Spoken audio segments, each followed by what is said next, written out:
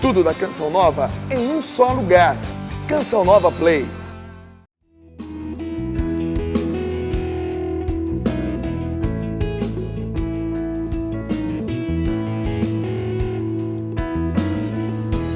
Quem acredita em Deus nunca estará sozinho, pois Ele está muito mais perto do que podemos imaginar.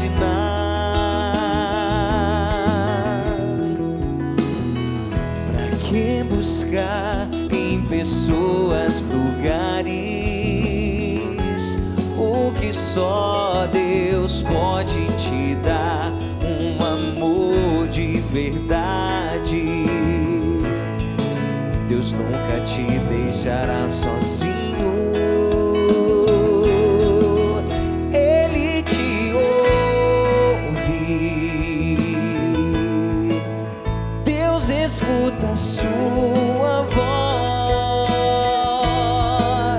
Fale com Ele. Ele sabe o que é melhor.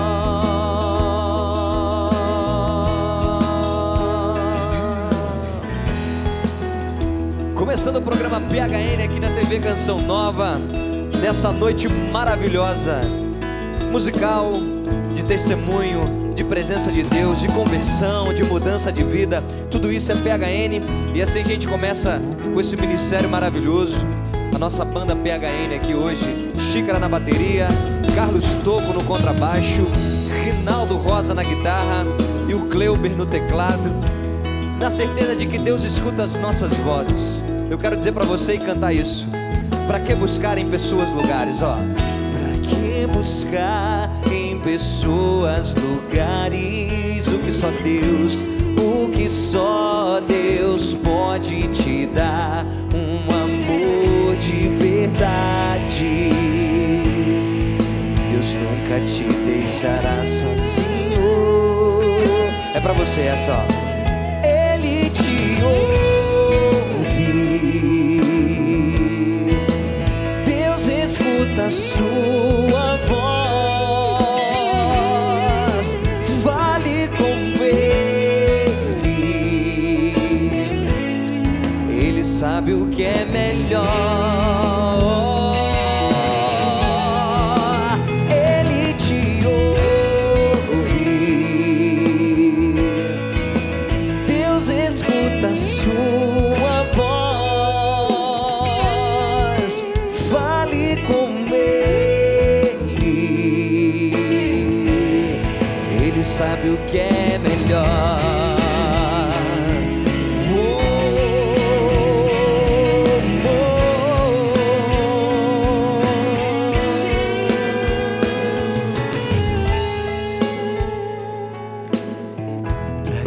Buscar em pessoas, lugares,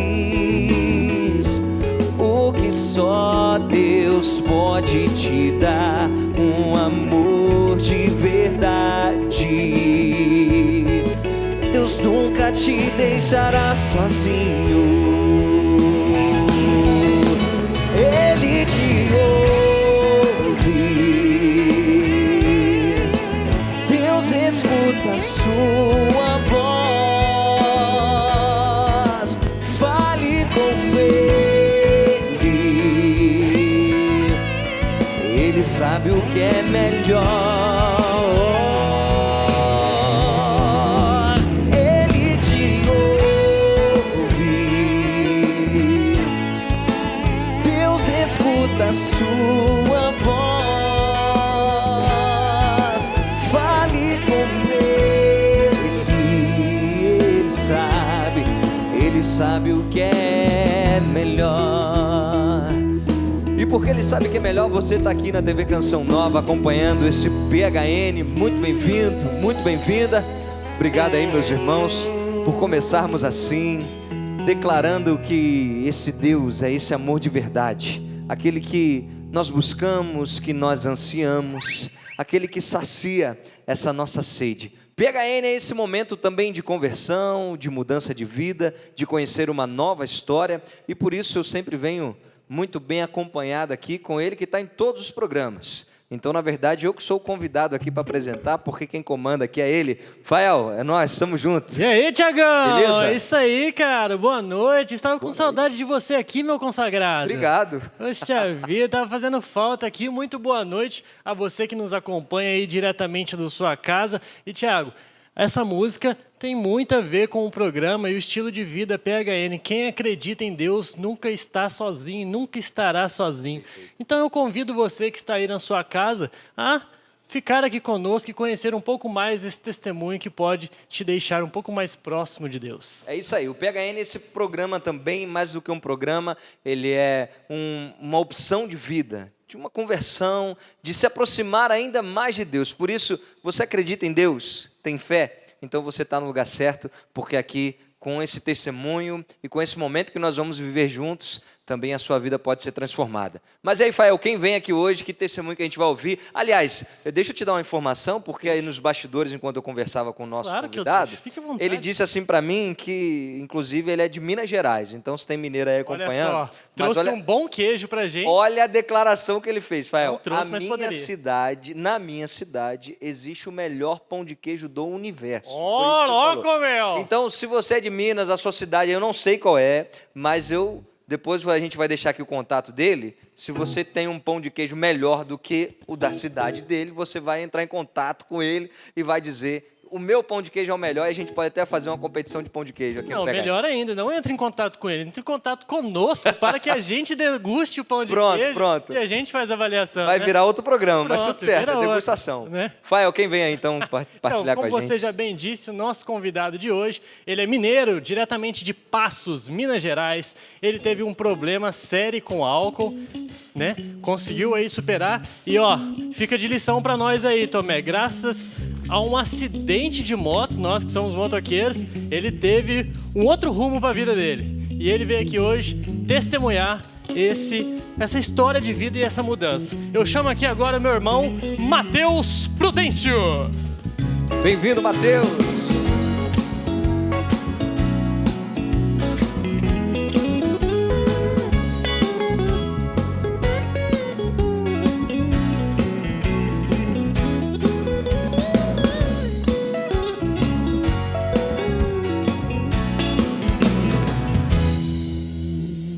Bom, se deixasse, eu ficava aqui só curtindo um som ao vivaço aqui. Muito bom estar com vocês, ouvir esse som. Muito bom ter você aqui também hoje no PHN, Matheus. Foram alguns anos de espera, né? Segundo o que você me disse, já tinha uns 4 anos atrás, pelo menos, que eles tinham entrado em contato com o programa. Porque como que funciona o PHN? Tem muita gente que fala: poxa, como é que eu faço para participar do programa, para dar o meu testemunho? Então eu vou fazer o seguinte: a primeira pergunta que eu vou fazer aqui para ajudar você, porque talvez essa seja a dúvida de muita gente, antes de eu entrar na história do Matheus agora. Matheus, como é que faz para estar sentado aqui sendo entrevistado por um dos apresentadores, seja o Dunga, seja o Peter ou seja o Thiago Tomé, que hoje tem esse privilégio de ouvir a sua história? Conta aí pra gente.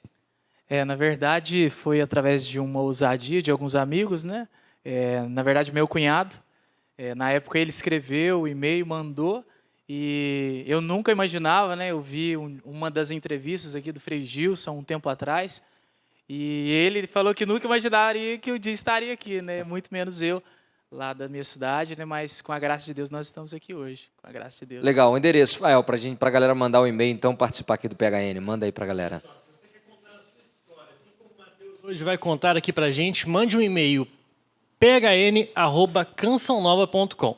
phn@cançãonova.com, tá passando no GC, e eu convido você, mulher, a mandar o seu testemunho também e vir aqui pra gente, porque a maioria das pessoas que vêm aqui são homens e a gente quer ouvir também os testemunhos das mulheres, né? Bem lembrado, muito bom, muito bom. Inclusive, a gente já começou com uma polêmica aqui, né, Matheus? Você já chegou com essa história aí de que Passos, em Minas, é a cidade do melhor pão de queijo do universo. E aí, agora o pessoal vai querer uma resposta sobre isso aí, ou então, já que você falou que houve uma ousadia de vir aqui, eu achei que você também foi bem ousado com pão de queijo.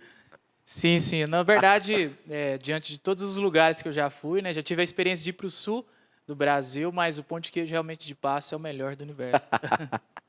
Beleza, Mateus, mais uma vez bem-vindo. Mateus Prudêncio, a gente vai entrar aqui na sua história, porém, como o Fael falou, acho que você não foi muito prudente não ao longo da sua caminhada, né? Acho que você não honrou muito durante alguns anos o seu sobrenome até mesmo, né? Mas vamos contar um pouco dessa história para depois você entender. Pô, Thiago, na cara dura assim, você já fala pro cara que ele não foi tão prudente ao longo da vida? Então já que eu sou Tomé também, ele é prudente, a gente tem que ver para crer um pouco dessa história. Mateus, conta um pouco da sua infância, como é que foi ali quando criança. Você é natural de Passos mesmo, você sempre viveu, como é que é a sua estrutura familiar, irmãos, pai, mãe? Conta certinho pra gente. Sim, sim.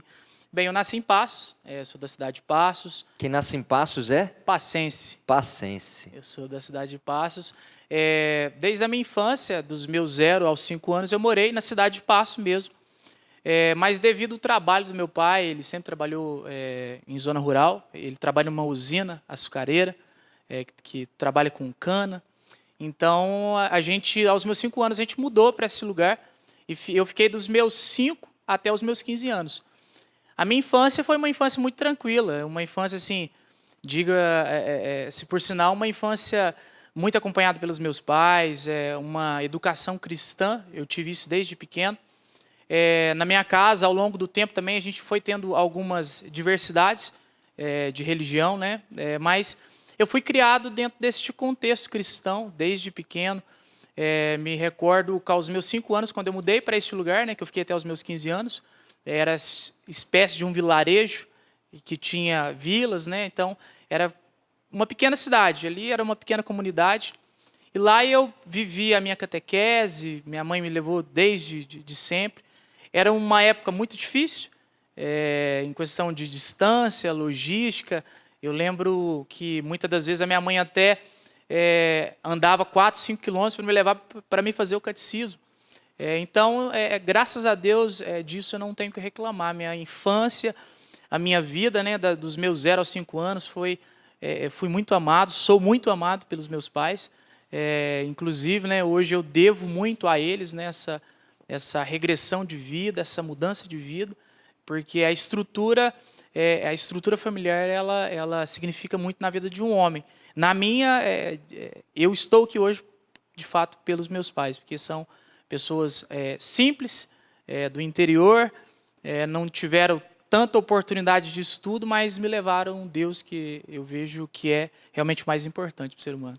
Legal, Mateus. Ouvindo assim, você falou um pouco de fé, até um pouco de mistura de religiões ali. Tem irmãos? Conta um pouco disso para a gente e também o que você tem de valores dos seus pais, como você falou, né? Uma estrutura familiar ela faz toda a diferença na vida de um homem, então isso já dá para ver que é um valor que você traz consigo, que é o valor da família. Porém, o que mais? A fé também foi sendo passada por eles? Que história é essa de uma religião misturada? Lá em casa, minha mãe ela é catequista. Até nesses dias de hoje, ela não está exercendo o ministério devido à saúde da minha avó. Ela está mais perto da minha avó hoje, né, porque ela já é bem debilitada.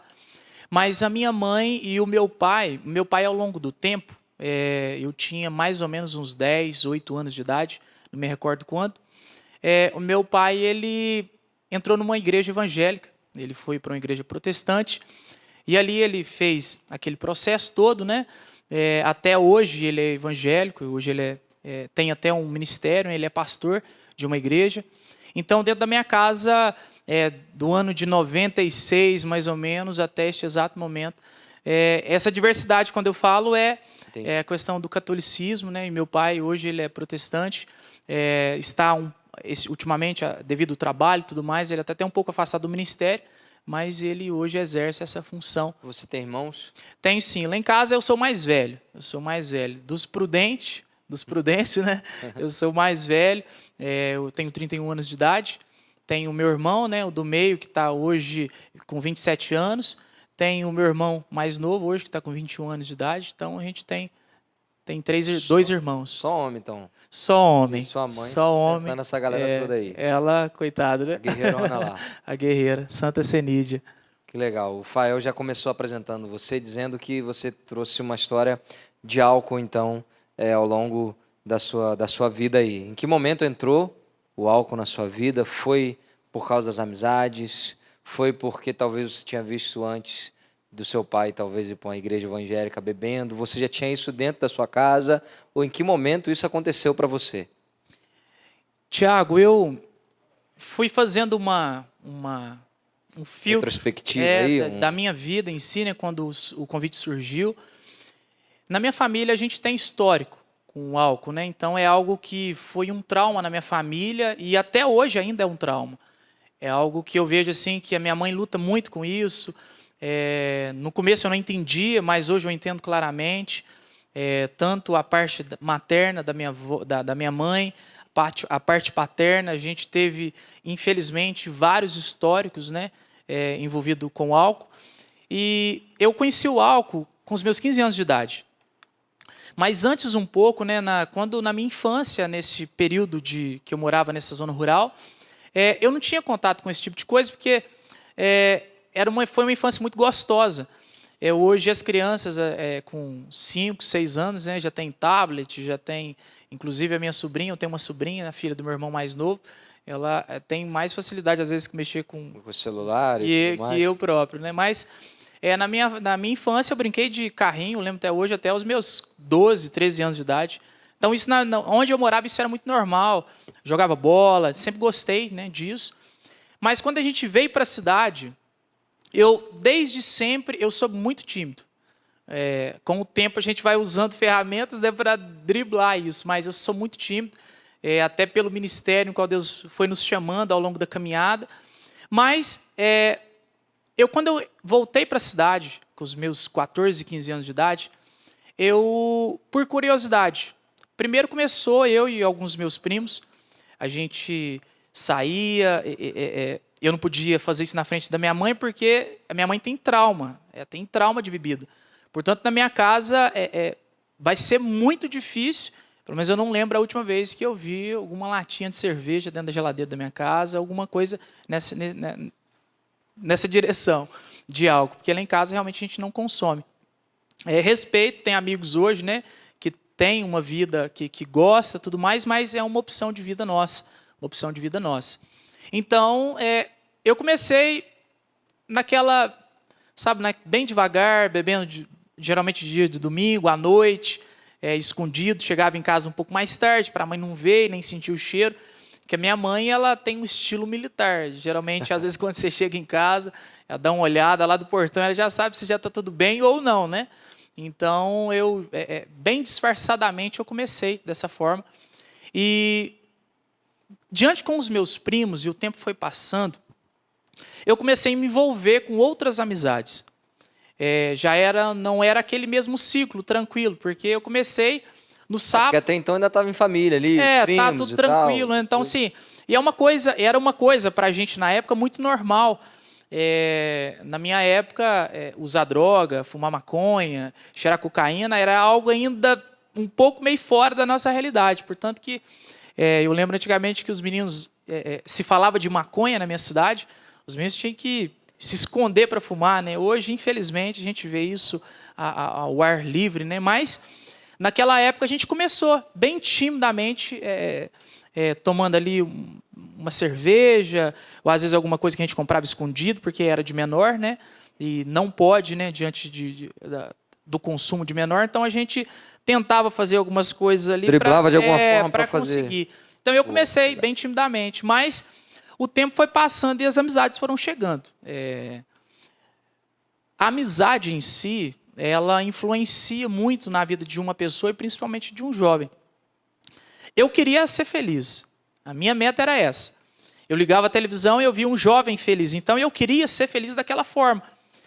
E como eu sou muito tímido, e na época eu era um pouco mais ainda, então uma das formas que eu fui achando para que eu pudesse me deslocar, talvez me sentir mais deslocado no meio da galera, então era de beber. Amigos de escola, amigos de trabalho. Então, assim, dos meus 15 aos 16 anos foi um ano de aprendizado, foi um ano de conhecimento com álcool, foi um ano que eu me aproximei mais, assim, sabe? Comecei a conhecer e a entender que eu poderia, naquela ferramenta álcool, chegar numa menina para conversar, chegar às vezes numa festa sem ter vergonha. Então foi algo que na época foi uma ferramenta que eu fui utilizando para me conseguir driblar. Para ficar mais solto. Então sim, a bebida era esse caminho aí que você sim. tinha para ficar mais solto. Sim, sim. Entendi. E como é que, em que momento que a sua mãe foi percebendo, então, que você já estava bebendo? Porque, como você falou, sua mãe era meio general. E aí você chegava em casa e, geralmente, né, quando a gente tem os pais que são mais próximos, assim, eu também, na minha adolescência, meus pais sempre davam um abraço, um beijo. E essa questão do afeto, ela é muito importante também na realidade familiar, porque num abraço ou num beijo você sabe o que o filho está vivendo, Então, não sei como é que era isso na sua casa, se era através de um beijo, de um abraço, ou se era simplesmente daquela checagem mesmo que a sua mãe já tinha. Porém, em que momento isso aconteceu? Pô, minha mãe me pegou e agora o negócio vai ficar mais sério. Sim, a minha mãe ela tem um jeito particular de amar. A minha mãe é muito durona. E às vezes até eu e ela temos algumas rusgas, mas é porque a gente Temos parece... algumas... Rusgas. Rusgas? Isso é mineirês? É um termo que eu criei agora. Tá. Entendi. Mas eu e a minha mãe, a gente é muito parecido, somos muitos iguais. Então, a minha mãe ela tem um jeito próprio. Minha mãe ela percebe as coisas no ar. Ela pesca mesmo antes de você falar qualquer palavra. Então, ela percebeu diante disso, mas começou a pegar um pouco no meu pé. Mas a minha casa realmente ela caiu com os 17 anos. Uma vez eu extrapolei, inclusive eu estava junto com os meus primos. Eu bebi muito aquele dia, era um domingo. A minha avó morava num bairro um pouco mais afastado, então como a desculpa nossa era vou lá para casa da minha avó, vou ficar lá na porta com os meninos. Mas naquele momento eu me extrapolei, naquele dia eu me extrapolei, ao ponto de ter que ser carregado até na minha casa. Então os meus primos me carregaram até na minha casa. Então aquele dia... eu levei uma surra, não lembro como que foi, só sei que eu acordei no outro dia, depois aí ela super chateada, né, com a situação, talvez a maneira dela extravasar ali, talvez de expor que ela estava chateada, mas pelo efeito do álcool, para mim, aquilo já não tinha nem assim, dor diante do que ela fez ali na hora. Uhum. Eu só queria curtir, queria ser feliz. Essa foi a primeira vez que ela me viu ao estado mesmo de já entregue, né? Porque aquele que está dentro, inclusive de drogas, né? Eu falo porque eu tenho muitos amigos meus, inclusive quem que me trouxe para a igreja, teve essa experiência, né, no passado, mas é aquilo, a gente sempre acha que está sob controle, né?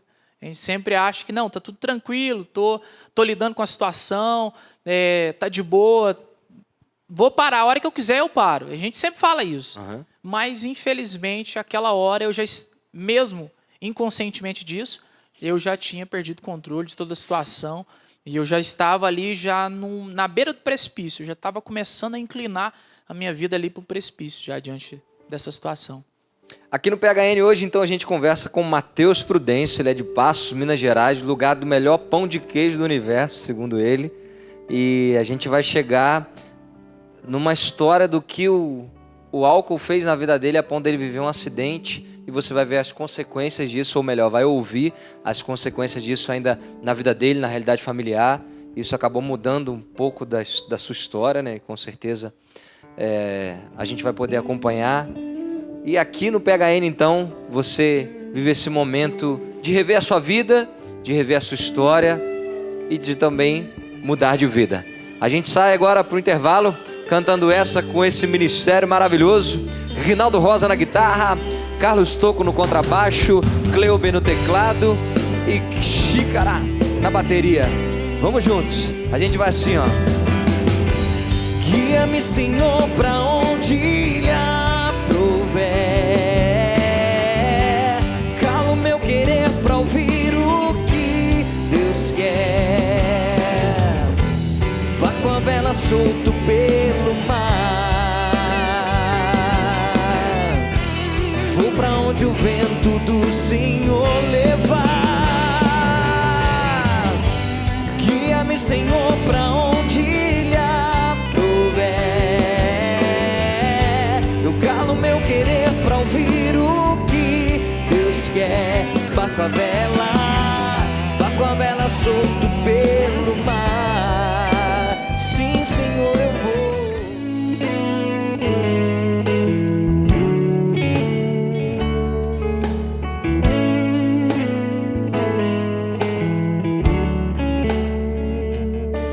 É preciso dar tempo ao tempo para não seguir qualquer vento.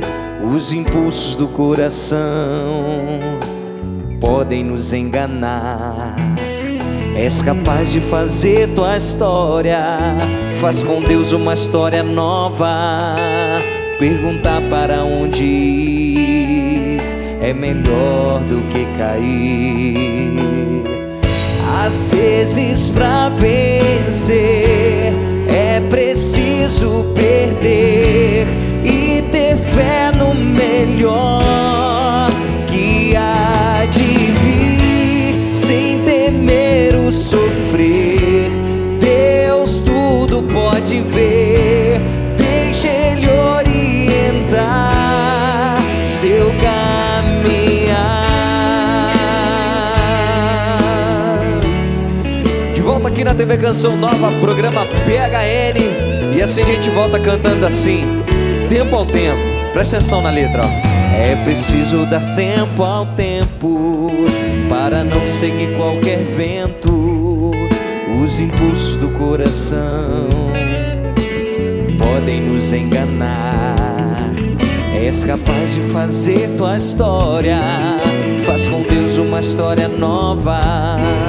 Perguntar para onde ir é melhor do que cair.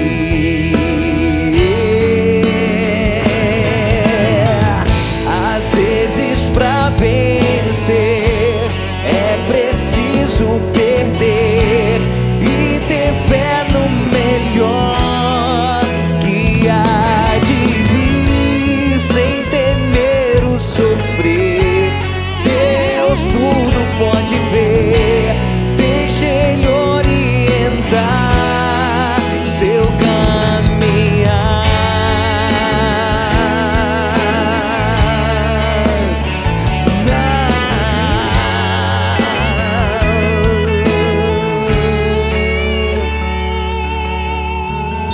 Às vezes pra vencer é preciso perder e ter fé no melhor que há de vir, sem temer o sofrer. Deus tudo pode ver, deixa Ele orientar seu caminhar.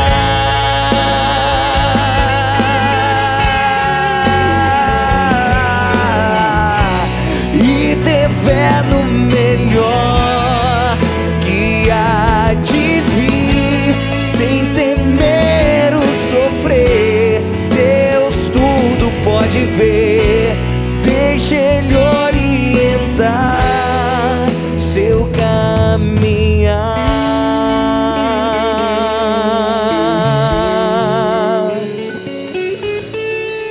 Tempo ao tempo aqui no programa PHN. Que alegria e satisfação estar com os meus irmãos aqui. Mais uma vez no teclado Cleuber, Rinaldo Rosa na guitarra, Carlos Tocco no contrabaixo, Xícara na bateria. Bom estarmos juntos nessa noite de PHN. E às vezes para vencer é preciso perder e ter fé no melhor que há de vir. A gente está ouvindo um pouco da história do Mateus aqui. Ele entrou numa vida de álcool, de bebedeira, de curtição.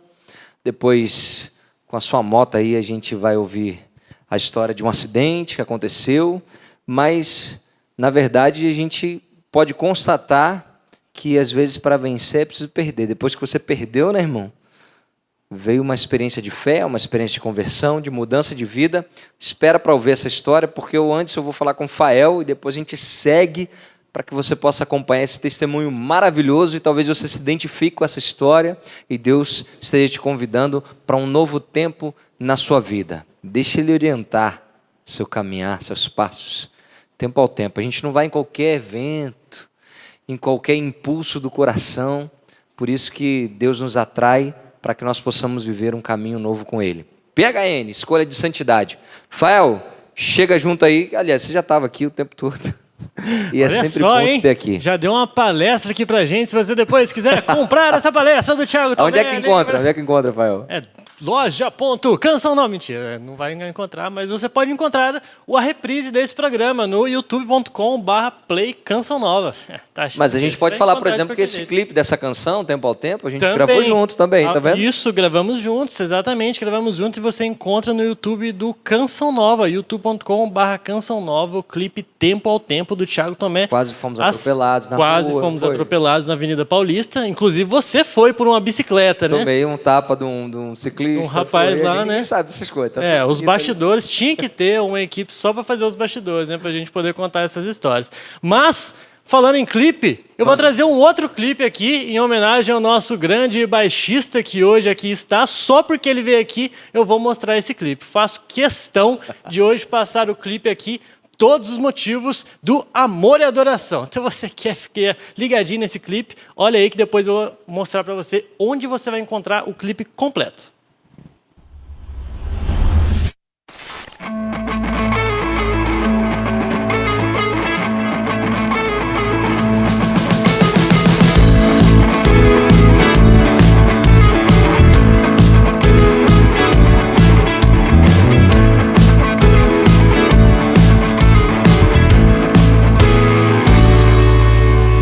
Nasce o sol e a esperança à noite cai.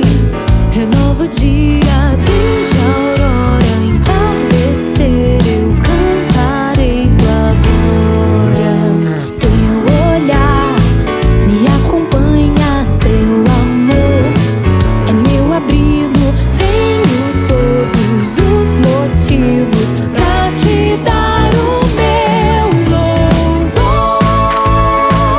A vida é tão maravilhosa com o amor de um Deus tão grande que se deixa alcançar. Te exaltarei e te darei louvor.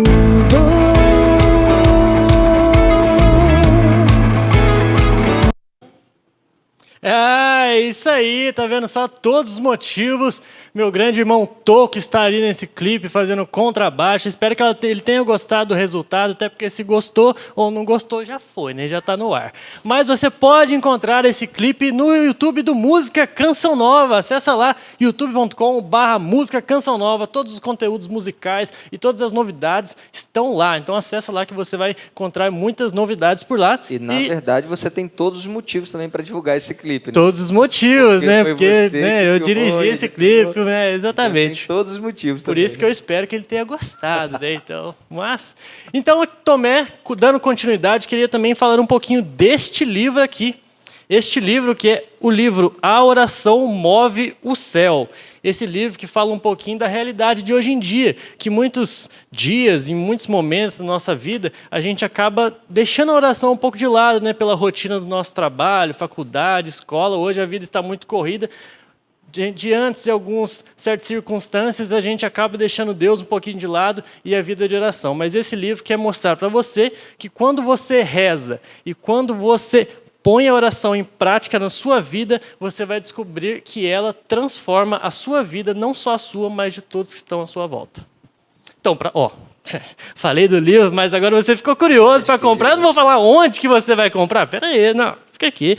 Você pode acessar loja.cançãonova.com ou entrar em contato com a gente pelo telefone 12 3186 2600. Muito bom. Aí você vai ver ali Isso aí. que a sua oração move o céu, porque ele te ouve, assim como nós começamos o PHN de hoje. É, isso? tá tudo interligado aqui. Interligado. Nossa Senhora. Maravilha. Você tem todos os motivos para comprar esse livro. Parabéns, Carlos Toco, parabéns aí. Porque ele, além de tocar, ele também compôs a música junto com a Ana Lúcia, não é? Você também é o coautor aí, compositor, enfim. Muito bom. Eu já curto a canção, até porque eu comecei no Ministério Amor e Adoração junto com o Toco, né? Então é muito, muito bom.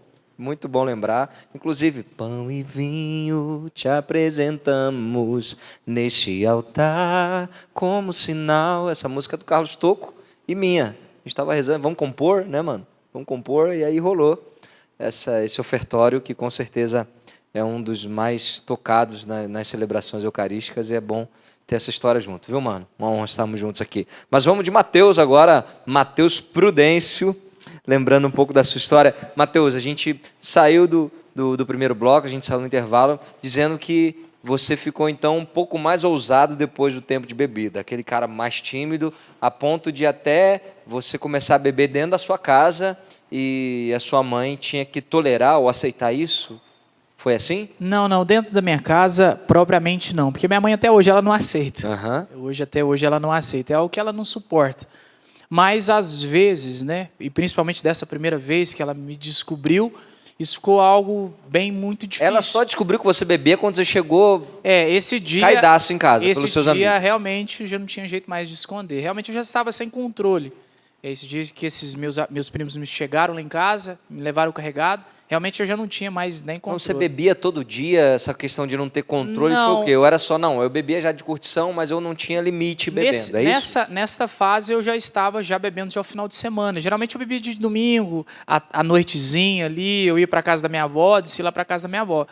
Só que a este tempo eu já estava nos sábados, nos domingos já vivendo essa vida. A minha rotina era essa. Sempre trabalhei, desde que eu morava nessa zona rural, sempre trabalhei, desde meus 12 anos, às vezes a gente já faz alguma coisinha, ajudava o pai, mas nesta época eu já estava tanto trabalhando, já trabalhava, já tinha meu emprego, mas comecei já a me afundar diante da bebida. Até inclusive por causa do meu trabalho. Eu sou marceneiro, essa é a minha profissão hoje de ofício, na minha cidade. Na época eu fazia isso, depois afastei e tudo mais, mas hoje, novamente, esse é o meu ofício. Eu trabalhei num bairro em si que ele era muito propício à prostituição e tudo mais. Então, nessa época, dos 16 aos 17 anos, quando eu já estava numa idade já avançada, já com a questão do vício e amizade, já aquele núcleo de amizade que eu tinha dos meus primos já era raro, às vezes a gente se encontrar. Então eu já tinha galera da escola, que às vezes a gente saía, matava aula, pulei o muro, já briguei com o diretor. Então, assim, nessa fase já estava um pouco mais rebelde, né? Então, dos 17 anos ali, já estava uma vida já totalmente entregue pelo vício. Totalmente entregue. Ao ponto que uma coisa foi levando a outra, né? Primeiro eu conheci o álcool. E até nesse instante eu... Mas você bebia o quê? Bebia era cerveja mesmo? Eu já bebi de tudo que você imaginar nessa vida e o que eu não imaginava que estava lá eu bebia. Então eu assim... Mas porque te dava ou tudo que tinha? Não, me dá essa bebida, me dá outra e assim você ia? Sim, geralmente é o que tinha ou o que me dava ou o que estava na roda. Geralmente era do rolê. O dia do rolê, o que tinha lá a gente bebia. Então assim, nesta época, principalmente nessa época dos 17 anos, eu já era aquele menino assim, já não estava tão tímido mais, já conseguia conversar com as pessoas, cara mais esperto, já conseguia. Então assim, neste tempo eu já comecei a me envolver com essas outras amizades e tinha algo assim no núcleo meu de amizade, entre aspas, de colega, que quem era virgem era careta. Então, assim, tinha aquela forte coisa que tinha ali na época. Então, assim, falei, poxa vida, como eu vou perder a minha virgindade? Para mim não 17 anos. Para mim não ser mais o caretão no meio da galera. Então, assim, às vezes até contava uma mentira, né? Porque na época era vantagem. De falar. Hoje eu não participo da roda dos jovens, né? Não sei o que é comentado.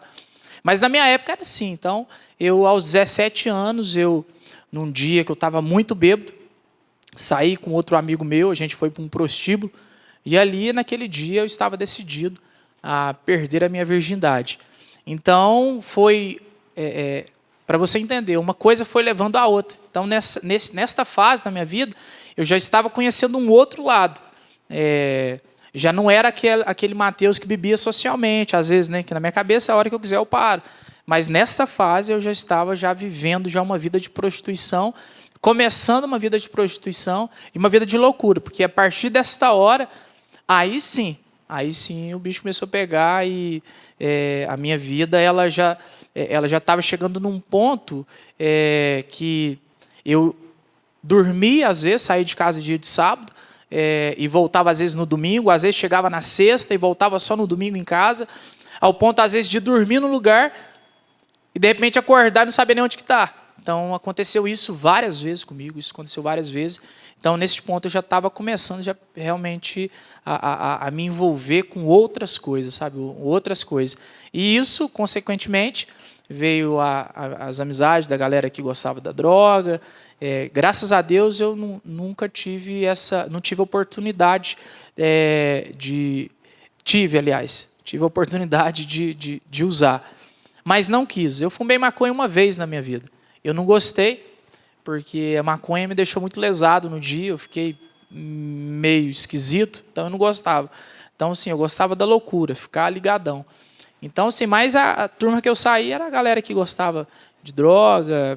Tinha uma época da minha vida que eu comecei a envolver com outro tipo de amizade. Então, esse era o meu núcleo, né, de amizade na época. Tá, mas você não chegou a experimentar outras drogas, então? Parou na maconha? Não. Graças a Deus, não. Aí ficou na bebida e Sim. E na bagunça. Só na bebida, na bagunça e na loucura.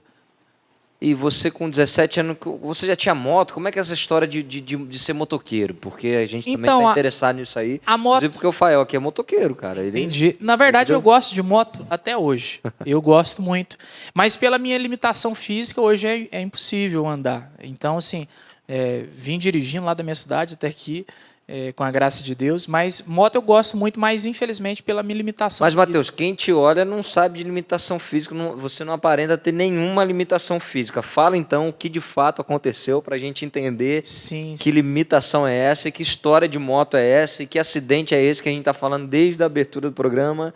E a gente quer descobrir, de fato, o que aconteceu na vida do Matheus e o que realmente mudou depois de um acidente, né, de moto.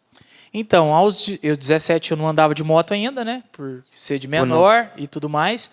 Mas aos 18 anos eu comprei uma moto. Eu fiz 18 anos, insisti com meu pai bastante e, assim, depois de muita insistência, comprei uma moto. Quando eu comprei a moto, eu ainda não tinha habilitação. Na verdade, não deu tempo nem de eu tirar a habilitação, mas eu vou explicar como que aconteceu o decorrer da história. Eu comprei minha moto com 18 anos, então nessa fase, antes, quando eu estava sem moto, ainda é um pouco mais difícil de dar rolê, né? Porque às vezes precisava de ir para um lugar mais longe, às vezes a gente tinha que ir de carona com a galera. Mas nessa época aí eu já bebendo, e eu comprei a minha moto, um menino de 18 anos, então eu queria era curtir total. Então, assim, eu comprei minha moto com 18 anos de idade. Minha moto eu comprei com 18 anos de idade. Dos 18 aos 19 anos, eu era convidado para festa.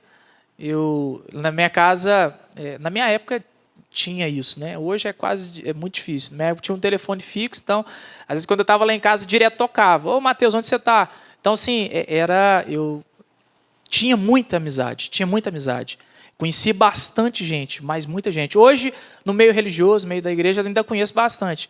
Às vezes eu estou na igreja, assim, a gente está saindo do grupo de oração, preciso de ir embora, né, diante até da minha função lá na paróquia, quero ir embora, às vezes falo, não, Matheus, preciso conversar com você. Minha noiva às vezes fica um pouco brava, né, porque quer ir embora para casa para descansar, mas eu conheço bastante gente, graças a Deus. E nessa fase eu já estava já prestes a viver a melhor experiência da minha vida. Demorou eu entender isso, mas foi o melhor presente no qual Deus poderia dar para um homem. Não vou falar pelo acidente, mas pela oportunidade no qual Deus me deu. Conta como aconteceu, Matheus. Você estava com 18 anos, então, antes até de pegar a habilitação, aconteceu o acidente, é isso? Sim, eu andei 1 ano sem habilitação. Eu trabalhava numa empresa, nessa época eu já não estava trabalhando mais com móveis, na minha área, que eu trabalho hoje. Trabalhava numa empresa, um certo amigo meu ficou me insistindo demais. Na época, eu dirigia até dentro da empresa já, às vezes alguma coisa, mas não tinha habilitação. Uhum. Era algo que a gente fazia meio no clandestino. Mas, na época, eu... A gente não, você que fazia. Eu e a galera. Mas nessa época, ele ficou insistindo bastante comigo para me tirar a habilitação. Eu falei, poxa, eu vou tirar a de carro primeiro. Porque como eu já ando de moto, depois eu tiro de moto. Quando eu estava tirando a minha habilitação de carro, eu sofri acidente. Como que aconteceu? Eu já estava com 19 anos. Foi um feriado, dia 7 de setembro, na minha cidade. A gente estava programando mais um final de semana, um final de curtição, de loucura. Aproveitar e emendar o feriadão, né? Sim, sim. Na época era numa quinta-feira, me recordo até hoje. Aí, então pronto. ia ser quinta, sexta, sábado, domingo e talvez segunda nós chegava na cidade. Então, assim, a gente ia acampar, eu gosto muito de serra. Sempre gostei muito de serra, motos, trilha, essas coisas, eu sempre curti muito. Então, na época, uma semana antes do meu acidente, a gente estava, inclusive, lá um pouco próximo ali à Serra da Canastra. A gente ficou um final de semana lá e no outro final de semana seguinte, que foi do meu acidente. Eu estava trabalhando, parei, era 4 horas da tarde, isso na quinta-feira, era dia de pagamento, recebi o meu dinheiro e saí para me curtir. Mas algo assim que naquele dia ficou marcado na minha vida. Eu falei para você da estrutura familiar, de mãe e tudo mais. Mas aquele dia a minha mãe despediu de um homem realmente velho que ia morrer naquele dia para nascer depois, sem entender, depois de vários dias, né, diante de alguns procedimentos. Então eu saí na quinta-feira, antes de sair da minha casa, cheguei lá em casa, né, fui lá em casa, tomei um banho, um amigo meu já estava buzinando de moto lá de fora, que a gente já ia sair pro rolê. Então a hora que eu lá e saindo da minha casa, minha mãe lá na área de casa, olhou profundamente dentro dos meus olhos e falou assim para mim assim, aquele dia, que nunca mais eu vou esquecer. Meu filho, vai com Deus. Eu caminhei até o meio do quintal, olhei para trás, ela estava me olhando assim, fixamente, nunca mais na minha vida eu vou esquecer aqueles olhos. E eu não tinha resposta, eu não consegui falar nada. Caminhei até o portão da minha casa, olhei, ela ainda continuou olhando, eu puxei o portão e daquele dia, realmente a minha vida começou toda a mudança. Eu saí para o rolê aquele dia. A gente estava combinando de curtir o final de semana. Então a gente encontrou um grupo de amigos, eu de moto, mais um outro amigo meu que passou na minha casa. Seu amigo estava na moto dele e você foi na sua. Isso, e cada um estava na sua moto, individual. E a gente ia encontrar mais com uma galera que estava de carro num lugar, então assim, a gente ia viver um happy hour ali, fazer uma curtição.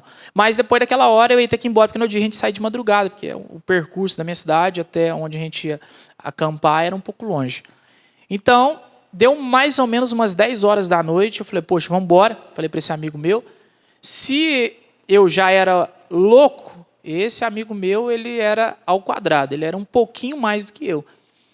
E ele falou, não, então vamos embora então, vamos embora porque está tarde. E eu da minha casa, que onde eu estava era no centro, até o meu bairro, a gente encontrou com 4 meninas. Eu subindo, e eu não conhecia de vista, às vezes de ver próximo à minha casa, mas não conversava. E era do núcleo de amizade dele. Então eu passei de moto primeiro, que eu sempre gostei de acelerar, eu estava atrás. De repente eu vi que, olhei no retrovisor, vi que Mineirinho tímido virava um... eu era... motoqueirão na hora. Sim, eu sempre gostei de velocidade, sempre gostei. Hoje, com prudência, a gente anda com prudência, mas... Agora você é Matheus Prudência. Sim, agora eu sou Matheus Prudência. Mas nesse dia, essas 4 meninas descendo para ir, acredito que elas lá ir para o centro. Então, quando ele buzinou, eu olhei no retrovisor, contornei, voltei. E a gente parou, começou a trocar ideia, conversar, tudo mais. E eu já ia embora para minha casa, já estava decidido. Eu ia para minha casa, dormir, acordar no outro dia para a gente ir para a serra. Só que naquele momento, falou, vamos curtir mais um pouquinho? Vamos sair? Na minha cidade tem um lugar onde que os jovens se reuniam. Hoje já não tem mais isso, que a polícia dispersou a galera de lá. Mas a gente se reunia para empinar moto, para dar cavalinho de pau, curtir som. Então era um lugar, um distrito industrial, como a gente chamava de distrito. Então eu encaminhei para lá naquele dia. E detalhe, 2 motos, 4 meninas, então fazer a conta, né? As 4 foram. Então, veio 2 comigo na minha moto e 2 foram com ele na outra moto. Então, nesse momento, eu fui para esse distrito. Era mais ou menos, aí já era quase umas 11 horas da noite. Mas lá na minha cidade a galera gosta de curtir mais na madrugada. Então, quando eu saí desse lugar até o distrito, eu já estava não estava trêbalo, mas estava bem ao efeito do álcool já, nessa hora. Tinha bebido lá no esquema que estava. Estava assim. no grau. Uhum. Estava ali na hora, já no estágio, um pouco mais, não tão normal dos outros meus dias. Mas estava tranquilo até aquela hora. Mas aí a gente foi para lá, chegou lá, não tinha ninguém nesse lugar. Então a gente retornou para a cidade. Isso, as duas meninas na garupa da minha moto, sem capacete. Então a gente voltou para a cidade. E assim, como a gente não topou com polícia nenhuma, não deu errado nada, a gente parou num posto. Aí realmente essa hora foi a hora que eu comecei a beber. Aí eu comecei a beber um pouco mais. Eu lembro no dia que eu comprei 1 litro de vodka, grande, né? Eu e esse amigo meu, eu comprei um super litro de refrigerante na época. Eu nunca desperdicei. Eu sempre gostei de beber até o fim. Então, para a gente misturar aquilo, eu bebi bastante vodka naquele dia pura, para não jogar fora. E naquela hora, e uma das sensações que eu senti naquele dia, Tiago, foi, sabe aquela sensação que parece que é o último dia da sua vida, que você está vivendo todas as coisas tão intensamente, loucamente. Tudo intenso, tudo estava bom, tudo estava dando certo, o rolê estava dando certo, a noite estava dando certo, eu estava com dinheiro. Então, no outro dia eu ia sair de novo com outro rolê, estava com 2 meninas na minha moto. Então, assim, aquela noite eu era o cara. Então, assim, naquela hora eu já comecei novamente a perder aquele controle, como eu muitas das vezes perdi. E ao efeito da vodka, eu me recordo que a gente saiu do posto onde a gente estava. Quando eu saí do posto, a gente decidiu retornar para este lugar, eu já não estava conseguindo mais parar em cima da moto. Um dos primeiros sinais de Deus na minha vida aquele dia, que eu nunca mais vou esquecer. A gente vai entendendo, eu fui entendendo isso ao longo do tempo. O amor com qual Deus tinha. E eu era um menino que já nem acreditava mais em Deus. Aquele menino que foi criado dentro da doutrina cristã, a mãe catequista, o pai pastor, mas sempre se falou de Deus, eu já não acreditava. O meu Deus era o álcool, o meu Deus era a loucura. Já não acreditava, realmente não acreditava em Deus. E eu lembro quando, antes da gente sair, a corrente da minha moto arrebentou. Quem gosta de moto sabe, é muito difícil, mas quem estava junto comigo naquele dia pode testemunhar isso. A corrente da minha moto arrebentou. Eu falei, poxa vida, acabou o rolê. Aí na hora me deu um surto de loucura. Eu falei, vixe, hoje eu falei que eu ia até o fim, porque eu tinha falado para o Adriano que eu ia até o fim aquele dia. Não, hoje nós vamos curtir, nós vamos viver essa vida hoje intensamente. Peguei, parei minha moto na beira do meu fio, assim, bem no cantinho. O pininho da corrente dela tinha saído, arrumei uma pedra, consegui encaixar, bati, arrumei a relação da minha moto. Falei, eu vou até o fim. Eu lembro que depois que eu coloquei as meninas na garupa da minha moto, andei mais um pouco, eu estava tão louco que eu caí com as meninas de moto. Parei a moto na esquina para dar continuidade, eu caí. Eu estava tão louco. Esse amigo meu caminhava comigo, falou, Mateus, vamos embora. Você já não tem condição mais. Vamos embora. Eu falei, não, eu vou até o fim. E eu falei para você que eu ia até o fim, eu vou até o fim. Segura aí, Mateus, porque a gente vai ver o que aconteceu depois dessa ousadia aí, do ir até o fim. E a gente vai entender o que de fato o Mateus está falando, até a nível de um limite físico hoje, porque quando ele chegou aqui, a gente, a princípio, só vê algumas marcas aí de cicatriz nos braços, no braço esquerdo pelo menos, no direito eu não sei, mas no esquerdo a gente vê, é bem visível. Mas existe uma história aqui. A partir de um acidente, a partir de um desejo de viver intensamente, loucamente, freneticamente, aconteceu um acidente que envolveu outras pessoas e teve consequências. Hoje ele conta a sua vitória, porém teve um sofrimento grande ao longo de alguns dias e também até mesmo um limite físico A gente vai ouvir isso no próximo bloco. Vamos cantar. Se eu orar, se eu clamar, as muralhas não resistirão ao poder de meu Deus. Se eu orar, se eu clamar, as muralhas não resistirão ao poder de meu Deus. Se eu orar, se eu clamar, as muralhas não resistirão ao poder de meu Deus. Se eu orar, se eu clamar, as muralhas não resistirão ao poder. Nenhum mal irá resistir, nenhum mal irá resistir. Os mares irão se abrir quando a boca de Deus declarar milagres neste lugar.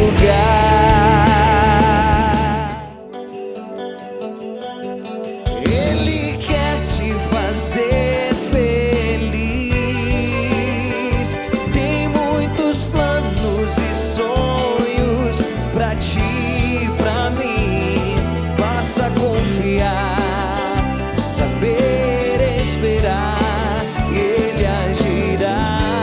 Ele quer te fazer feliz. Tem muitos planos e sonhos pra ti. Basta confiar, saber esperar, Ele agirá. Basta confiar, saber esperar, Ele agirá. De volta aqui já no nosso PHN, com esse ministério maravilhoso. Mais uma vez é bom estarmos juntos. E ele, Mateus Prudêncio, aqui contando um pouco da sua história. A gente avançou bastante ao longo dos seus dias, da sua infância, da entrada no álcool. E aí a gente chegou no momento de um acidente onde tudo mudou. Ele já estava tombando até mesmo depois de ter bebido muita vodka, misturou ali com um pouco de refrigerante, mas depois foi pura mesmo. E a gente saiu do bloco dizendo que o Mateus rompeu ali a correia da moto, depois ele conseguiu consertar, porque ele tem uma boa... Ele é bom com as mãos, né, porque é marceneiro, então também se virou ali, né, Mateus, na hora. E aí depois, na hora de sair, conseguiu, enfim, sair com as meninas depois de um tombo, levantou, voltou, e aí? Então, nessa hora, ao levantar, né, eu me recordo que eu ia para esse lugar. O meu destino era esse lugar. Que lugar é esse? É onde a gente chama de distrito. Chamava de distrito. A gente voltaria para lá, para este lugar. Isso daí já era um pouco tarde. Acredito que já era 1h da manhã, mais ou menos. Até pelo relato, depois do acidente, eu fui ver o acidente mais ou menos esse horário. Então, quando eu saí da minha cidade, entrei numa rodovia, que essa rodovia dava acesso a este lugar, eu bati de frente um carro na rodovia. Peraí. Então, seu amigo junto com você? Na outra moto. Na outra moto com as duas meninas. Sim, e você? Eu na minha moto com as outras duas meninas. E eu um pouco mais à frente dele. Então, quando eu entrei na rodovia, eu bati de frente um carro. Que vinha de lá? Sim, que vinha ao sentido contrário. Mas eu não me recordo de nada disso. Eu estava ao ponto ali na hora de... Tão alcoolizado que você não me lembro de nada. Consciência já tinha... A última coisa que eu me lembro é aquela hora que eu caí, levantei e continuei. Que aquela hora que eu caí... Foi antes do acidente. Isso, antes do acidente. Mas aí eu bati de frente a esse carro. Ao bater de frente a esse carro, né, as duas meninas que estavam junto comigo, uma morreu na hora, com um traumatismo craniano, né, por não estar de capacete. A outra morreu um pouco depois de 4 dias. E eu me machuquei tudo. Nesse acidente, ao colidir de frente ao carro, eu quebrei as 2 pernas, fraturei a bacia, perfurei o pulmão, quebrei costela, teve essa escoriação, né, como você disse, no braço. Só que, quando eu estava no hospital, a lesão foi tão séria e tão grave que me deu uma infecção muito forte, porque eu machuquei muito, realmente eu me machuquei muito. E precisou de fazer uma amputação na minha perna. eu uso uma prótese, né? Do joelho para baixo, minha amputação. Você pode mostrar? Posso sim. Aqui na perna esquerda. Sim. Então o Matheus está levantando aqui para a gente ver a prótese. Foi até... Pode tirar? Pode, se for à vontade para você, para a gente tá tranquilo. Isso. Então você precisou amputar a perna esquerda. Sim. Por quê? Devido à infecção, estava muito séria e neste período eu já estava em coma. Quando eu entrei no hospital, devido à lesão do problema, né, estava muito machucado, eu fiquei em coma durante 10 dias. Aproximadamente 10 a 15 dias eu fiquei em coma. Nesse período, os médicos precisaram de tomar alguns procedimentos, devido ao risco de vida que eu estava tomando ali. Então, ligaram para o meu pai, para minha mãe, pediram para que eles comparecessem no hospital. E naquela hora, o médico falou, olha, se a gente não amputar a perna dele, infelizmente, a gente não vai conseguir manter ele vivo. E a minha mãe, muito centrada, muito firme naquilo que ela queria, ela disse, eu prefiro meu filho sem uma perna do que morto com as duas pernas. Meu pai, no dia, segundo a minha mãe, depois de bastante coisa que ela já me falou sobre, ela disse que ele relutou muito com isso, né? Porque, poxa, vai amputar a perna do meu filho e como que vai ser isso depois, né? Uhum. Então, nesse momento, eu entrei em coma. Eu já estava, estava em coma, então todo esse procedimento eu não tive... Você não acompanhou nada, não, foi uma decisão não. deles por você, Sim, porque você não tinha como decidir. Foi uma decisão deles. Então, eu entrei em coma.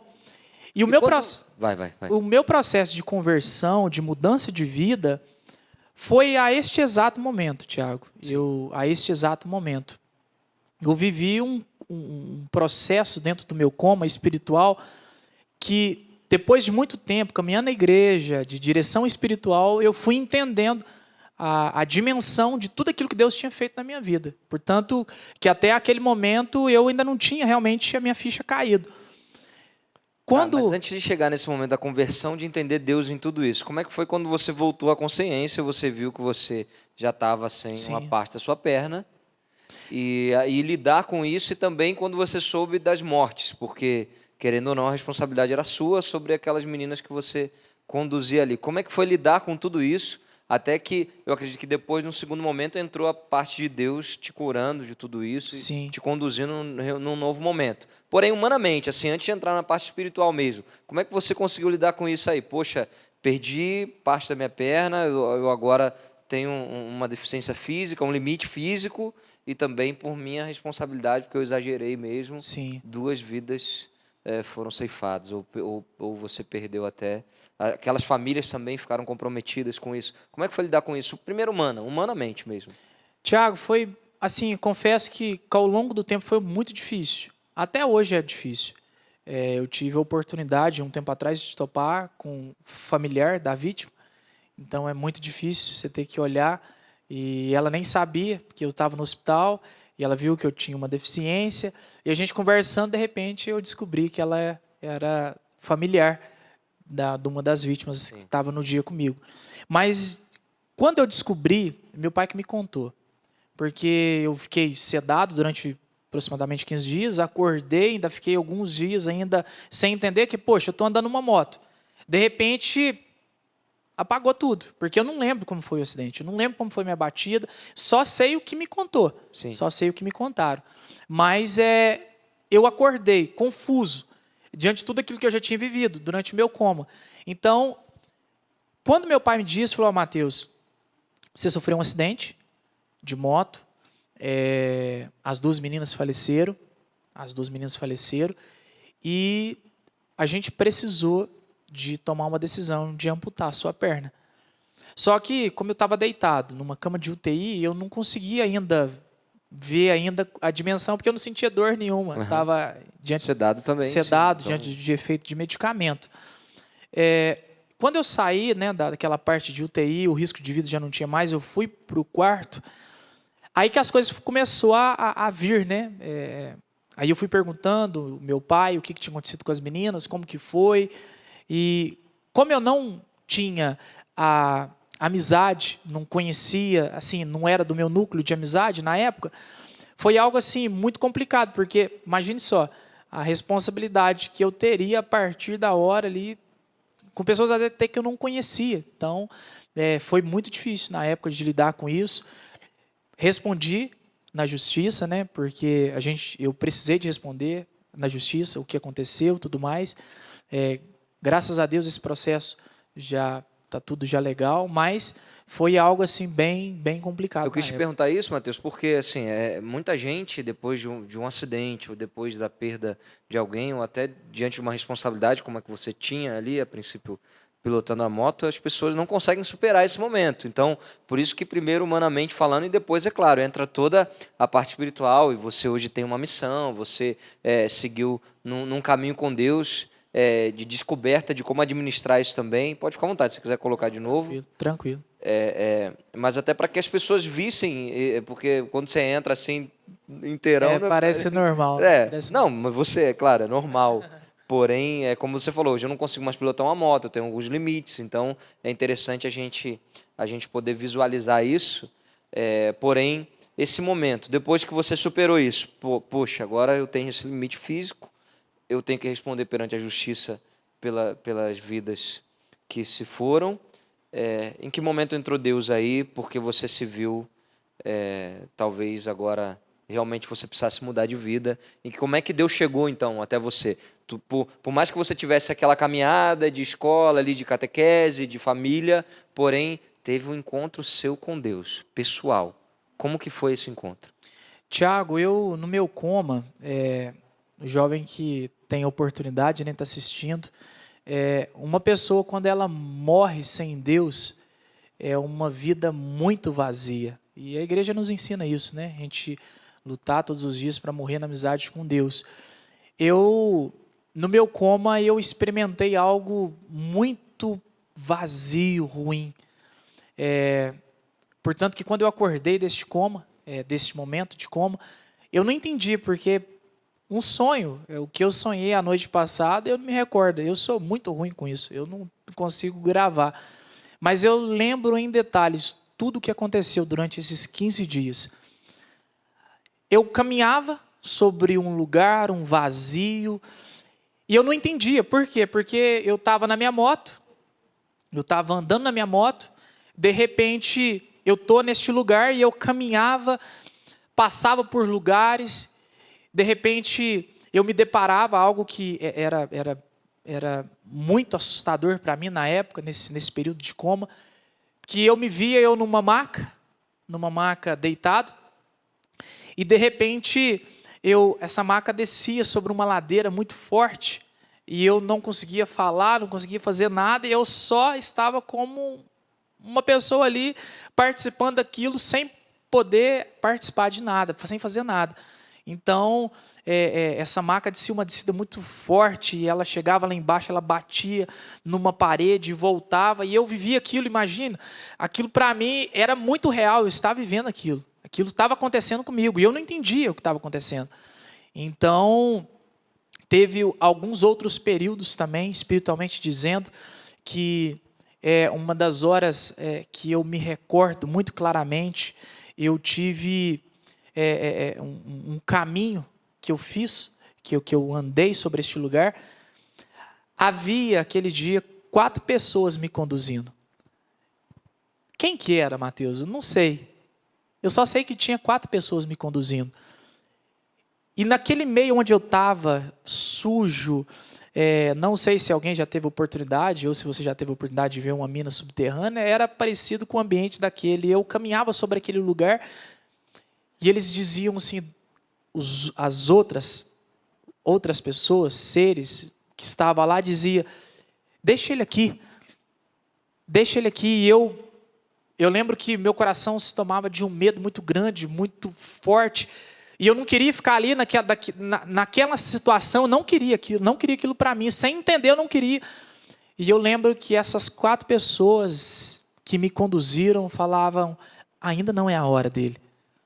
Ainda não é a hora dele. Então, eu passei por tudo isso, sabe? Durante 10 dias, que para mim foram longos anos. E quando eu acordei do meu coma, aquele processo já tinha tudo passado, o meu pai já tinha me falado de tudo isso, né? Até a gente pulou, voltou, mas é interessante, fui lembrando diante dessa situação. Quando eu saí do meu coma, eu já estava lúcido. Aquilo para mim foi uma confusão total. Uma confusão total. Fui para minha casa, fiz toda a recuperação, fisioterapia, comecei a usar prótese. Foi um processo muito difícil de depressão. Por muitas das vezes pensei em me suicidar porque eu não aceitava aquela situação. Eu não queria. Eu jogava bola, andava de moto, tinha uma vida legalmente ativa. Então agora eu vou, por mais que as pessoas diziam, você vai conseguir, você vai usar uma prótese, você vai vencer, mas eu não acreditava naquilo. Eu olhava na minha casa, às vezes deitado, né, lá na sala, eu olhava para o quintal, via a varanda e projetava como eu ia me suicidar. Isso daí aconteceu por vários dias. Mas graças a Deus eu tenho uma família, primeiro Deus. Mas em que momento Deus te consolou, então? Essa trombada que você falou, do sonho lá, que você descia a ladeira e aí viu o obscuro ali, talvez tenha sido o seu momento de descer ali naquele inferno, naquela escuridão, por onde você caminhava, e de repente esses 4 seres, essas 4 pessoas te tiraram dali e você voltou então à vida, saiu do coma, seguiu, mas ainda assim ainda tinha dentro do seu coração um desejo de morte, de suicídio. Sim, sim. Em que momento isso você venceu isso e você, puxa, não, eu tenho uma missão maior do que isso e Deus realmente me fortalece, Ele me leva a viver muito além do que o limite hoje que eu tenho físico. Eu tenho um amigo de infância, ele me levou para a igreja, a responsabilidade de um amigo. Ele tinha uma vida um pouco diferente da minha, ele já traficava, usava droga, então o mundo dele era um mundo um pouco diferente do meu. E no ano de 2010 ele fez um encontro com Deus no grupo de oração Jusa, no qual é o grupo de oração que eu fiz meu encontro, que é Esse da blusa essa aí. camiseta, é o meu primeiro encontro com Deus que eu tive. Que quer dizer Jusa? Jovens unidos a serviço do amor. Legal. Esse é o significado do grupo de oração. Um grupo de oração já com 23 anos. Nessa época ele fez esse encontro, nesse grupo de jovem. E eu ia na casa dele, às vezes de vez em quando, tudo mais. E um dia eu fui na casa dele, ele me fez um convite para ir para um grupo de oração. Ele disse que ele tinha feito um encontro maravilhoso com Deus, e eu tinha visto a transformação nele, vi que ele estava diferente, e eu estava naquele processo ainda de entender, né, o que estava acontecendo comigo. E eu falei, olha, eu vou. Mas aí ainda enrolei ele alguns dias, e ele insistindo e tal, mas fui. Entrei num grupo de oração de jovens, no ano de 2010, um pouco tímido. Entrei... Aí voltou a timidez. Sim, porque aí eu já não tinha o efeito do álcool mais, né? Nessa época eu já tinha realmente parado de beber. No meu acidente eu parei de beber.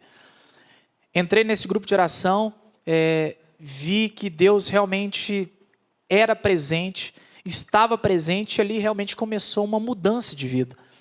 No ano de 2011 eu fiz um encontro, todos os anos esse grupo de oração promove um encontro. E no ano de 2011 eu fiz um encontro, e depois desse momento eu comecei a ter essa vida ativa com Deus. O meu encontro no ano de 2011 foi a resposta de tudo que eu procurava, dos meus 15 até os meus... Ali eu já estava com 23 anos, já 22 anos aproximadamente, precisei de passar por tudo isso. Aquele vazio, às vezes que eu chegava da balada, da curtição, sabe? Curtia sábado, domingo, e às vezes a semana inteira, e chegava em casa, dormia, acordava com aquele vazio. Deus foi me mostrando tudo isso, abriu realmente ali os meus olhos diante daquilo que eu não enxergava. Eu não precisava mais de bebida para ser feliz, eu não precisava de bebida para ter amigo, para chegar numa roda de jovem conversar.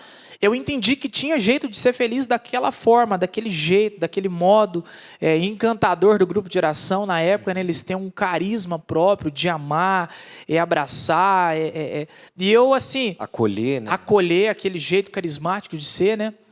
Então, naquele momento, a minha vida realmente ela começou uma transformação. E essa transformação até este exato momento, até esse dia de hoje, né? aquele homem velho morre, entre aspas, mas caminha junto com a gente, né? Porque é uma vida de renúncia, uma vida de entrega, uma vida de abandono, às vezes PHN, uma vida de por hoje não Sim, mesmo, por hoje né? não. Porque eu ainda gosto. Seria mentira se eu Sim. dizer que eu não gosto. Eu ainda gosto. Mas há algo que é maior do que tudo isso, que foi este amor de Deus no qual eu encontrei um certo dia, neste grupo de oração. Nesse ano de 2011, eu comecei a caminhar, comecei a servir no ministério, aquele menino tímido, um certo dia Deus chamou para ser pregador da palavra, algo assim que eu nunca mais na minha vida vou me esquecer daquele dia, quando ele falou no meu coração que eu pregaria o evangelho, e eu falei, como assim, como isso vai acontecer? Fui entregando dia após dia, e cheguei até nesse dia de hoje, né, com a graça de Deus, aí, com um pouco mais aí de 9 anos de caminhada, quase 10 anos de caminhada, vivendo todos os dias, né, todos os dias esse amor infinito de Deus. Segura, Mateus, porque a gente está falando um pouco da experiência de amizade, mas foi muito bom porque o Mateus resumiu um pouquinho daquilo que a gente cantou também. Ó. Ele foi buscar em pessoas, em lugares, o que só Deus podia te dar. Foi isso que a gente cantou em Ele Te Ouve. E a gente viu também, a gente tem aqui aos nossos olhos, um pouco daquela história da canção Tempo ao Tempo. Às vezes, para vencer, é preciso perder. Perdeu até uma parte do corpo, perdeu pessoas, mas Deus, de fato, revelou o melhor que tinha para a sua vida e que tem para a sua vida, né? Tem amigo aqui para falar para a gente também, porque você contou um pouco dessa experiência de amizade, que foi um amigo que te trouxe para Deus. E tem amigos também que querem falar com você agora. É a Daiane agora que vai falar? Amanda? Amanhã, a Amanda, a Daiane, então é bom ter amigos, ter quem sustenta também a nossa caminhada com Deus. Vamos acompanhar. Olá, meu nome é Amanda, eu conheço o Mateus tem uns 8, 9 anos mais ou menos. Quando eu conheci ele, eu não era da igreja ainda, e uma das coisas que eu me recordo assim dessa época é que eu, né, a nossa turma sempre saía do grupo de oração, né, super feliz, super em Deus, com o coração cheio de paz, e chegava o Mateus depois do grupo com funk, estralando no carro, e a gente ia sair para poder comer. E eu saía super irritada, assim, estressada com aquela situação. Criei até um certo ranço dele na época por conta disso. Mas graças a Deus isso logo se desfez. Depois ele foi convivendo mais, né, com o pessoal do grupo e tal. Inclusive um dos grandes responsáveis pela entrada dele na igreja, o Felipe, não quis gravar vídeo, mas ele já fez uma devida homenagem ao Mateus. E com essa convivência, né, do Mateus com o pessoal do grupo, ele foi buscando mais, se aprofundando mais em Deus. Eu sou prova viva de todas as renúncias que ele fez, né, do homem velho, tudo que ele renunciou, que ele deixou para trás mesmo para viver uma vida em Deus. Não foram 2 nem 3 vezes que eu vi o Mateus assim, quase que chorando meio de dor, com o coto, né, com o joelho dele sangrando dentro da prótese, e ele ali firme e forte, perseverando em retiro, em encontro, porque ele sabia que Deus tinha um propósito para ele. E não foi nada em vão. Deus honrou cada renúncia dele. Deus tem honrado cada decisão dele de estar em Deus. Cada dor, cada lágrima, todo sofrimento, Deus tem honrado. Deus tem confiado muito a ele, muitas almas principalmente. Hoje, sem dúvida alguma, ele é meu maior exemplo de perseverança, de humildade, de persistência. É como se fosse o irmão mais velho, mesmo que eu não tive. É o meu melhor amigo e eu só tenho a te agradecer. Te agradecer pelo seu sim, te agradecer pela sua decisão de estar em Deus. Você, pra mim, assim, é um herói, é um guerreiro, e que você permaneça sempre assim. Que eu tenho certeza que Deus te confiará muito mais, mas muito, muito, muito mais mesmo. Obrigada pelo teu amor a esse Deus que me inspira a amar cada vez mais Ele. Muito obrigada, meu amigo, meu irmão, eu te amo muito. Quer mandar um beijo para ela? Ela me enganou, né? Eu chamei ela para vir, ela não teve oportunidade por causa do trabalho, mas a Amanda tem um papel significativo na minha vida. Tanto ela, tanto o Felipe, que um dia acreditou, sabe? Porque eu era esse daí. Esse menino todo estragado, que vivia essa vida desse jeito. Mas Deus foi colocando pessoas na minha vida. Eu conheci muita gente. Segura que tem mais gente, então. Essa é muito amiga pro resto da vida agora. Já é noiva. Vem, Daiane, falar pra gente. Olá, meu nome é Daiane, sou noiva do Matheus. Nós nos conhecemos há 4 anos no grupo de oração Jusa. O Matheus tem sido para mim um grande presente de Deus. Ele tem sido a resposta das minhas orações, da minha espera, e eu sou muito grata a isso. Eu venho aprendendo com ele cada dia algo novo. Essa capacidade que ele tem de se doar para o irmão, se doar para a obra, para Deus. Essa capacidade que ele tem de ouvir, de escutar, de aconselhar, até às vezes deixar os próprios problemas dele de lado para preocupar com o outro, para ir atrás, buscar ajudar o outro. E isso é o que eu mais admiro nele. Amor, estamos, né, nessa fase nossa desse ano de espera, do nosso grande dia. E eu quero te dizer que estou muito feliz em poder estar ao seu lado, em poder servir a Deus ao seu lado. E estou muito ansiosa para que chegue logo essa nossa data de dar os nossos sim para Deus, né, e sermos só um para Ele. Quero te agradecer por tudo e te dizer que te amo muito. Tá aí, Essa para arrebentar, né? Deus foi me dando realmente presentes, né? Estamos aí nessa preparação. 2020 é o ano.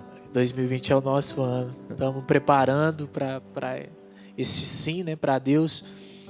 E tudo que eu não esperava, Deus me deu, sabe?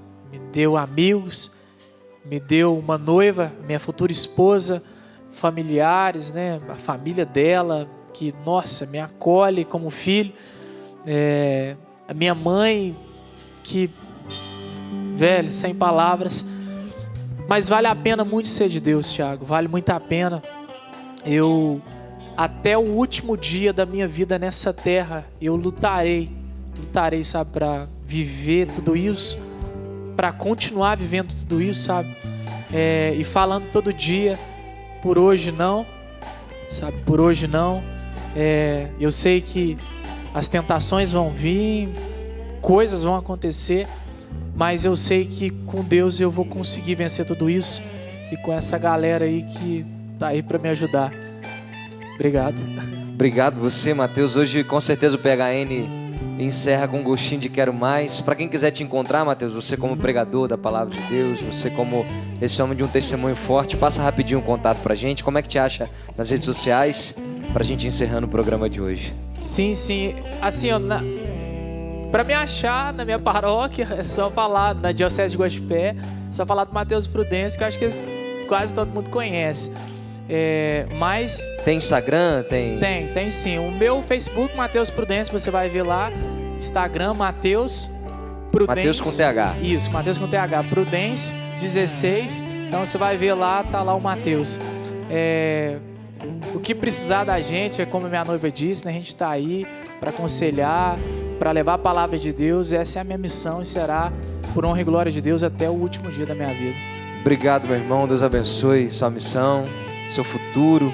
Deus abençoe seu casamento. Deus abençoe toda a sua família. Obrigado, Fael, também aí mais uma vez. Valeu, Thiagão. Valeu, Matheus. Valeu, banda. Obrigado a você que nos acompanhou. Até semana que vem, se Deus quiser. Que PHN, hein? Obrigado, meus irmãos, mais uma vez.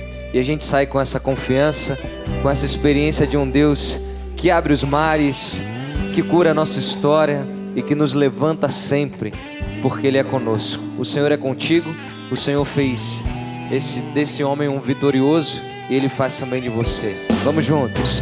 Vou confiar no Deus da aliança, que abriu o mar vermelho quando não havia mais saída. Vou confiar no Deus que nos deu seu Filho para nos salvar e nos deu aliança eterna. Vou confiar no Deus da aliança, que abriu o mar vermelho quando não havia mais saída. Vou confiar no Deus que nos deu seu Filho seu aliança eterna vou confiar. Tudo da Canção Nova em um só lugar. Canção Nova Play.